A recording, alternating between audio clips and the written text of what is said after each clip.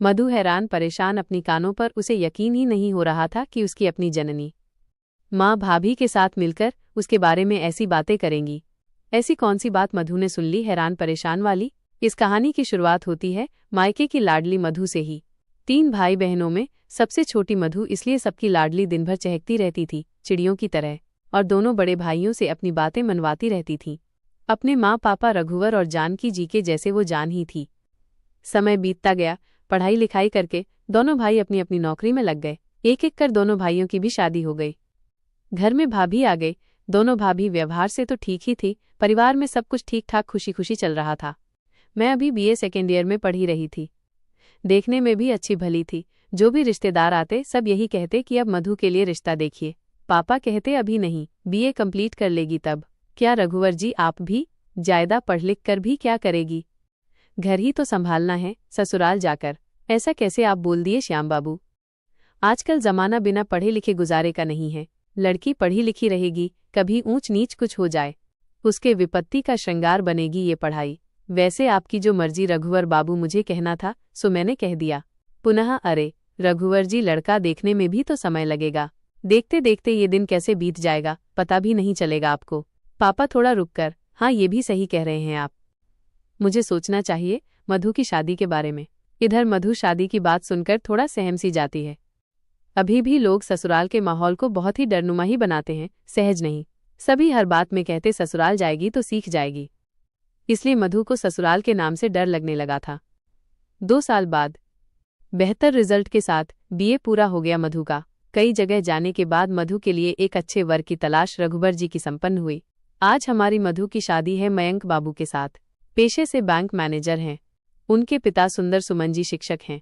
2 छोटी बहनें हैं। मयंक जी की कुल मिलाकर सुखी संपन्न परिवार मिल रहा है हमारी मधु को। खुशी खुशी सारी रस्में शादी की पूरा होने के बाद मधु आज अपने ससुराल पहुंचती है। बहुत जोरों शोरों से उसका स्वागत किया जाता है क्योंकि घर की वो इकलौती बहू है। मधु की सासू माँ बहुत ही सुंदर से बहू का स्वागत करती हैं। सारी रस्में ससुराल की होने के बाद बहू को अपने कमरे में ले जाते हुए मयंक की माँ रेवती जी कहती हैं, मधु कोई भी दिक्कत हो तो बेहिचक मुझे कहना, मैं तुम्हारी माँ समान नहीं माँ हूँ।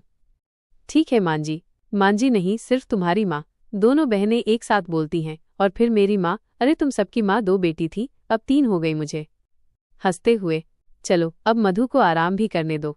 मैं तो करने दूंगी, आराम भैया करने देंगे। तब तो खिंचाई करते हुए मधु को हैरत हो रही थी कि ये सिर्फ मेरी सासू माँ का दिखावा था या फिर सच में मयंक जी की माँ ऐसी है।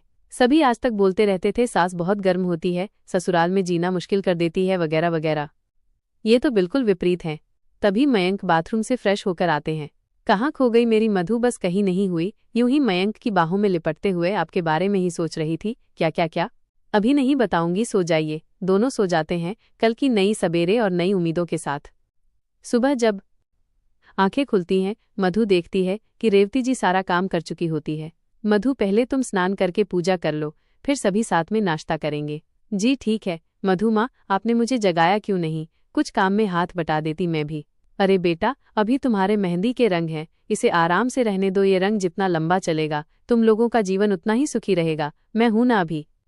और कौन सा कहती हूं कि तुमको नहीं करना है? मेरे बुढ़ापे का सहारा तुम ही तो बनोगी। 2-4 दिन इसी तरह बीत गए। मधु, मुझे मम्मी के यहाँ जाना है। कोई बात नहीं, रेवती जी ने कहा। मयंक, मधु को जाओ मम्मी के यहाँ से घुमा लाओ। ठीक है माँ। जब मधु अपनी मम्मी के यहाँ जाती तो 1 सप्ताह 2 सप्ताह रुक जाती। ये बातें सुंदर सुमन जी को अच्छी नहीं लगती। हमेशा कहते कि आप बहू को सर चढ़ा दिए हैं बेटी कहकर, शादी के बाद इतना कोई मायके जाता है क्या? रेवती जी कहती कि अभी बच्ची है, ना समझ है। जब बाल बच्चे होंगे तो खुद ही जिम्मेदारी का एहसास होगा। थोड़े दिन में समझदारी आ जाएगी कि ससुराल ही उसका अपना घर है। अभी तो मैं हूं ना, घर देखने के लिए बच्ची है, जाने दीजिए। धीरे धीरे समय अपनी गति से बीत गया। 5 साल बाद 2 बच्चे की माँ बन गई मधु, लेकिन फिर भी उसका आदत नहीं छूटा मायके जाने वाला। जब मन हो तब कोई बहाना बनाकर मायके चली जाती। बच्चे को अपनी माँ यानी रेवती जी पर छोड़ देती निश्चिंत। इधर मायके में दोनों भाभियों को इसका इतना बार बार आना जाना अच्छा नहीं लगता था। ना ही माँ को दोनों भाभियों के बीच मधु की वजह से हमेशा अनबन अच्छी लगती थी। इस बार मधु जब मायके आई मयंक जी के साथ, रात में तो सब ठीक था। सुबह मधु जब बाथरूम की तरफ जाने लगी, उसने सुना कि माँ और दोनों भाभी उसी के बारे में बात कर रहे हैं। वो थोड़ा ध्यान लगाकर सुनने लगी। दोनों भाभी कह रही थी कि क्या दिक्कत है मधु जी को अपने ससुराल में, इतनी अच्छी सास, इतना अच्छा परिवार मिला हुआ है, फिर भी जब देखो तब यहाँ आ जाती हैं।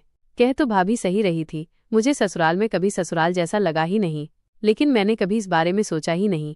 दुनिया जैसे बोलती थी, यही भ्रम मेरे दिमाग में भी लगा हुआ था कि ससुराल यानी लड़कियों के लिए सजा। खुद तो आती ही है, मयंक जी को भी लेते आती है, स्वागत में कम खर्चे होते हैं क्या? माँ भी बोल रही थी, हाँ सही बात है। इस वक्त तुम दोनों झगड़ा मत करो, मैं मधु से बात करूंगी। तभी मधु माँ से लिपटते हुए, आज के बाद मैं बिना किसी ओकेजन कभी नहीं आऊंगी, यही मेरा फैसला है, यही सही है माँ। मधु की आंखों से आंसू जैसे रुकने का नाम ही नहीं ले रही थी। नम आंखों से ही तुरंत वो मयंक जी के साथ अपने ससुराल पहुंच जाती है। रेवती से लिपटकर फूट फूट कर रोने लगती है और कहती है, मेरा मायका छूट गया दहलीज के उस पार। रेवती जी, अरे पगली, तुम्हारा दूजा मायका हमेशा तुम्हारा इंतजार कर रहा है, अपने घर को रोशन करो, यही तुम्हारा असली मायका है, माँ ने कहा। हाँ माँ, मैं हमेशा के लिए अपने मायके लौट आई, हंसते हुए